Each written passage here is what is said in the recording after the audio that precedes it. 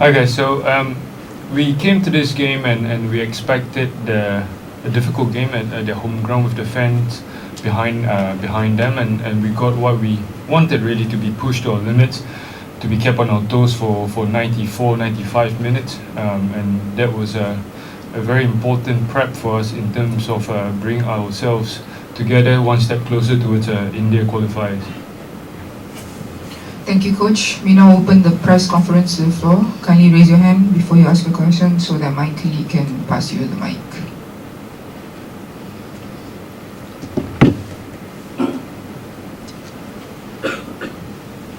Hi Coach, you mentioned how important this game was in your preparations for India.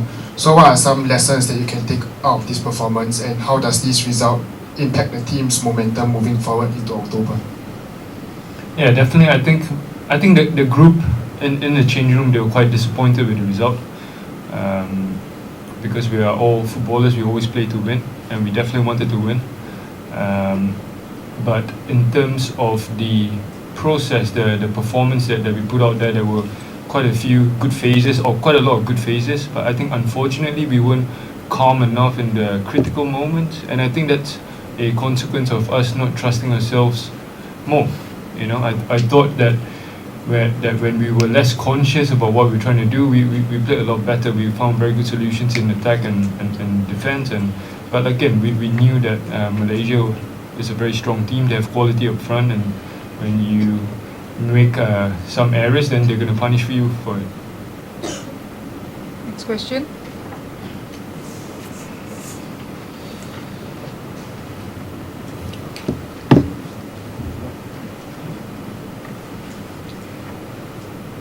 Hi Gavin. Ilhan's goal came from more positive play, and it was a great finish. Can we talk about how the team can work on the fitness? We have seen some of the players, struggle on the heavy pitch today. Can we talk about how you're going to work towards the goal of getting them fit and ready for the qualifiers? Thank you. Yeah, to be honest, when it comes to fitness, during the national team camps, there's very little we can do. What we can do is to keep them as fresh as possible, as injury-free as possible.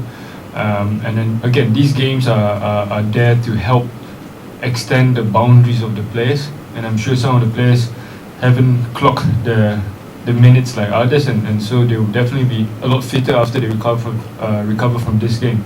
And so it's a step by step again, and we have to look at Myanmar and manage the squad and give them the opportunities, some of them to stretch their football fitness in that sense. Are you sending a message to Singaporean organizers about how to properly plan the match day, the schedule? I want to go back to Singapore alive. No, listen. So like we say a lot in the team, we focus on things that we can control. But how many minutes they play at the club is really outside of our control. But ultimately, we know which players have quality, and when they do arrive, then it's about us giving them the best platform to be as good as possible to help the national team. My coach, your thoughts on two considered goals by Singapore tonight? My thoughts on the two goals? Yeah. So I think with regards to the first goal, we instead of applying pressure to Stuart Wilkin at the start, we back off, we allow him to face, and then from there it was just a 1-2 around, and from then on it's quite hard to stop it. So we could have stopped it a lot earlier if we just stepped into him. And then for the second goal, we weren't organised well enough. I think Irfan Fandi came back into the pitch, not ready, and so Harish Stewart had to cover him. But unfortunately, we didn't do a good job enough in terms of managing the transition at the end.